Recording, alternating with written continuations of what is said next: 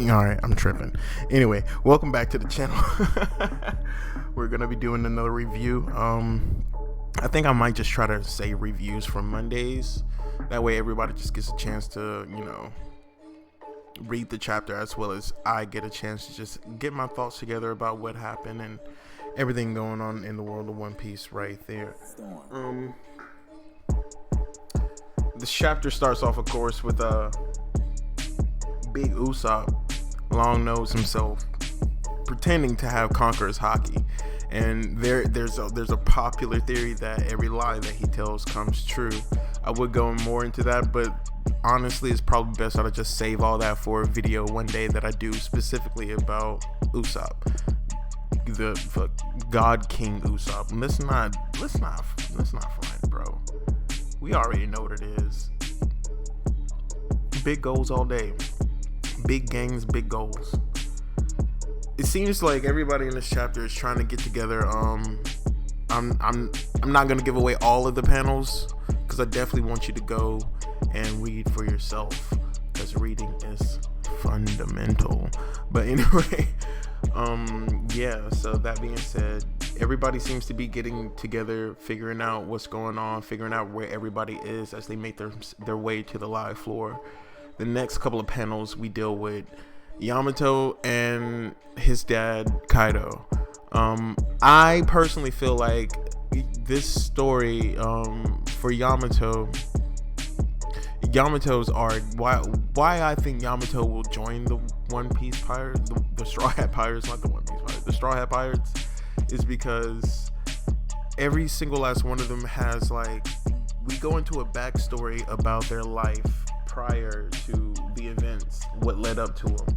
And that's exactly what we get in this chapter here, kind of telling me already, like, okay, we've had one too many flashbacks with you, Yamato. You got one too many connections. Your connection with Ace, your connection with the One Piece itself, your connection with Luffy and the sense of his ideals of freedom. It showcases that with the whole thing for Yamato, basically for me, is about identity. And I don't just mean that because Yamato is calling himself, one, using the pronouns of a masculine side, as well as giving himself the name Odin, Kazuki Odin. And that's exactly what this whole chapter is about. We get the flashback of a young Yamato, literally with Conqueror's Haki.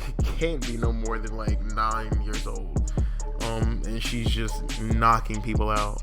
And if I confuse the identity, it's because the literary writing of this arc have led me to believe that she herself struggles with her identity. And we see why, because her father, like, the way Oda just writes this stuff, man, family issues, family drama, family static. Long story short, Odin was like, yo, since you want to claim to be Odin, then yeah, prepare to die because he's dead. And he takes his own kid, throws her right into a cave with 3 samurai. She's only read about samurai, she's only heard about samurai, she's seen them, but she's never really talked to them. That's Kaido's kid. So this is her first interaction with 3 samurai. Not only is it her first interaction with 3 samurai, but she feels that her father just threw her to the wolves to be killed. And then we see a bold hand just reach out and grab a blade. Man, that little panel right there is so amazing to me, because the person holding that blade is connected to our boy Zoro. Not only that, but he's using armament hockey of a sword. And yeah, chopping the blades. And what is what happens when Yamato is sending some?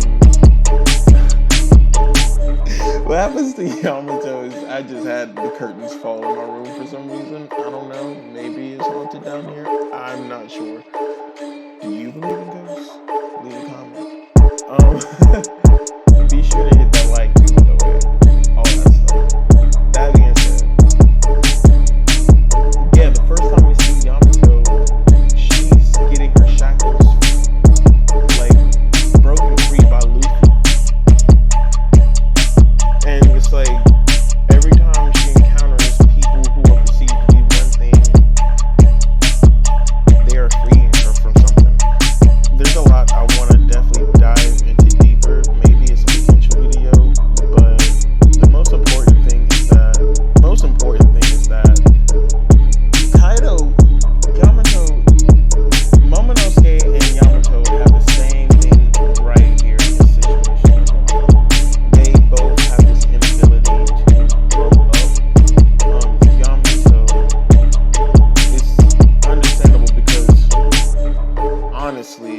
like her dad's Kaido. She just doesn't understand why her dad doesn't accept her, and so it's like in a weird way it's like she's reaching out to him, but he doesn't understand anything besides battle, I guess. So I could definitely see them coming to some weird understanding in the end of this fight. In the grand scheme of things, it seems to me that Kaido is trying to get Yamato to understand, like, yo, like, you gotta grow up. In the same way that we've seen Luffy tell Momonosuke, yo, you gotta grow up. They both seem to be having a story arc for their identity, embracing their identity. And the thing that I'm looking forward to most of all is the moment when Momonosuke shows up in human form in front of Kaido and in front of Yamato with Luffy, and they're like, yo, who are you? And Momonosuke has been choked out repeatedly by Kaido while being asked, who are you? Trying to get him to forsake his family name, but this time it's going to be somebody who looks just like Oden standing in front of Kaido, and he's going to ask, who are you? Because he's going to think it's like a ghost from the past, but it's going to be little Momonosuke, the same kid that you've been choking out, standing before you, proclaiming that he is Momonosuke Kozuki. And that part right there is going to be one problem. That panel has to be fucking beautiful. It better be beautiful. If not, then yeah, it's kind of a wasted point and wasted energy on my part just imagining it. I hope that scene is just beautiful, honestly. I just hope that scene is beautiful.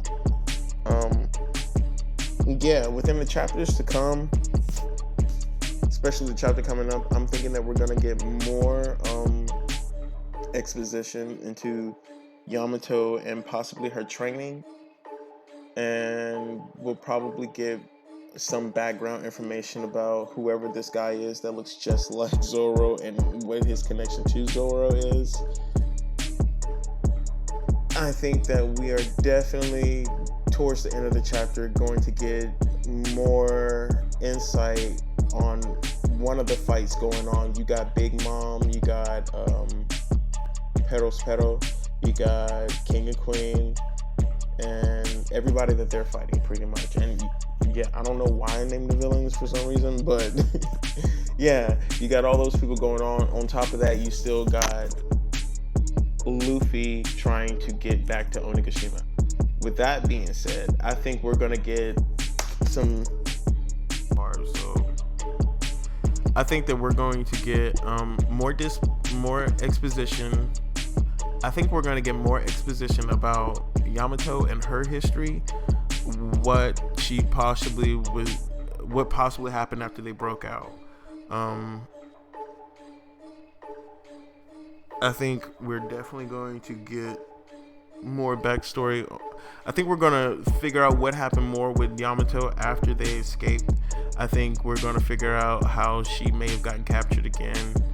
I think it's going to lead to a couple of panels dealing with, I don't want it to be a whole chapter of backstory. I want the story to keep progressing. I definitely think that we're going to go back to the King and Queen fight with Sanji and Zoro, the Big Mom fight with what's my boy's name?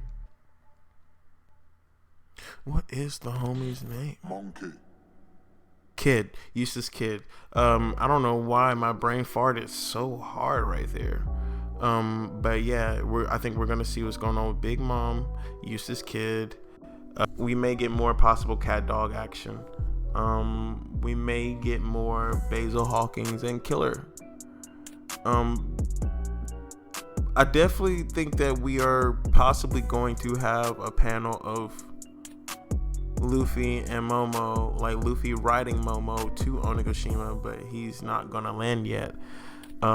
We have to finish up the backstory of Yamato, as well as see Yamato get beat, because honestly, Yamato is not gonna win this fight against her dad. I do think their attacks are really cool. The fact that she has her father's attacks, and this is another thing that I've been noticing. It's the fact that, like, Luffy is not only gaining powerful people, he's gaining powerful people with royal connections, as well as he's gaining powerful people who are also outcasts. I think there's a lot going on here, even with like the setup of his crew that we are not even paying attention to. That being said, man, I'm gonna head out. Honestly, I give this chapter probably about a 7.5. It was just overall for the community, I give it about a 7.5. For me personally, I give it about like a 6. Really, like, it was just okay. That being said, you guys let me know what you think the chapter was worth. You guys let me know what you think about the chapter in general. Be sure to subscribe, hit the like button. Yeah, be safe, stay sane, and nerds up.